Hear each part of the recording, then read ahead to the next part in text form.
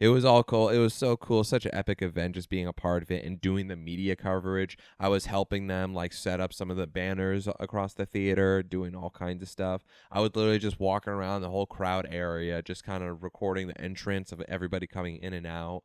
Funny enough, pretty funny story. So at Rough 46, there's a point where I had to leave the theater and go back in, and I have a special band to let the security know that I'm a crew member, that I have access to come in and out as I need to.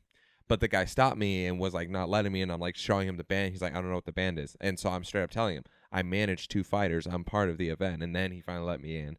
But then this time around, it was what was it? I went all the way outside, and I started from the very back of the line, because it was the line to the theater was like we're stretching around. Started there, and then with my camera, I just started going through, just recording all of it. And then as I was going through the check-in station where the security guard is at, I just simply, while still recording, held up my my crew pass, and they're like, okay, okay, we got you. It's like, okay. And so I just kind of like went through, and it was like nothing happens. So I was like, okay, there we go. Yeah, but it was pretty hilarious. Yeah, and then after that, I went to the after party too for Rough 47.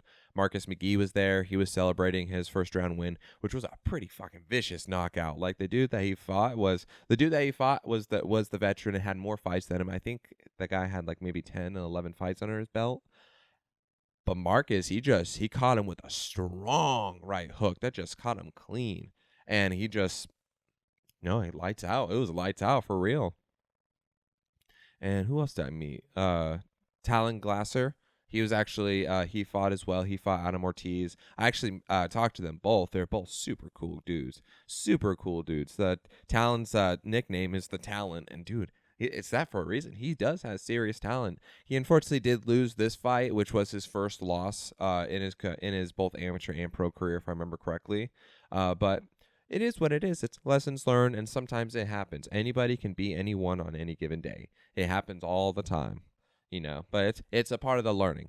This MMA is a forever evolving sport where you never know what you're gonna expect, because you could stand up and strike, you could stand up and kick, you could go from the upper body to the lower body, you could get in the clinch and throw elbows. You can't do 12 to 6s, because those are illegal, but you could slam them, you could do ground and pound, you could get in top position, you could submit them, you could do an ankle lock, you could do a wrist lock, you could do a rear naked choke, a guillotine, all kinds of stuff, a fucking Kimura, all kinds of stuff. And there's always new changes that are happening, and it's just so MMA is so creative that you never know what to expect in the sport. You really don't.